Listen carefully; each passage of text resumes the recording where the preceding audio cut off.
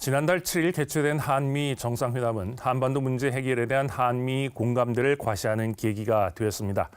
북한의 핵 문제 해결을 위한 중국의 역할을 촉구하는 데 있어서도 공감대를 형성하였으며 그동안 제기되었던 이른바 코리안 패싱에 대한 의구심 역시 해소할 수 있는 계기가 마련되었습니다.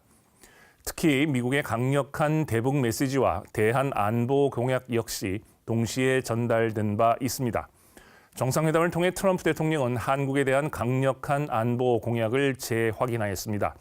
미국과 동맹국을 방어하기 위해 누구도 필적할 수 없는 전방위적인 능력을 사용할 준비가 되어 있다고 언급하였으며 국회 연설을 통해 미국이나 동맹국이 협박 혹은 공격받는 것을 허용치 않을 것이라고 선언하기도 했습니다. 또한 잠재적인 갈등 현안에 대한 순화된 표현이나 이견 부각의 자제 역시 정상회담의 성과라고 할 수 있습니다.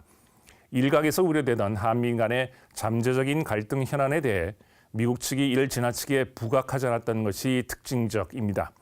즉 무역 역조나 방위비 분담 등도 공정한 무역, 공평한 비용 분담 등으로 우회적 표현에 그치고 만 것입니다. 따라서 우선 일본의 외교적 인파이팅 전략에 말려들지 말아야 합니다. 정상회담 이후 일본 언론과 일부 미국 언론을 중심으로 한국이 한미일 안보 협력에 대해 소극적인 태도를 나타냈음을 비판하는 의견이 제시되었습니다. 미일 정상회담과는 달리 미국의 인도 태평양 전략에 대한 명시적인 공감대가 없었다는 사실을 부각하였으며 한국이 한미일 삼각동맹회의 참여를 부정한 이른바 3노 합의에 대해서도 이것이 결국은 한미 간의 엇박자라는 지적이 제기되기에 이르렀습니다.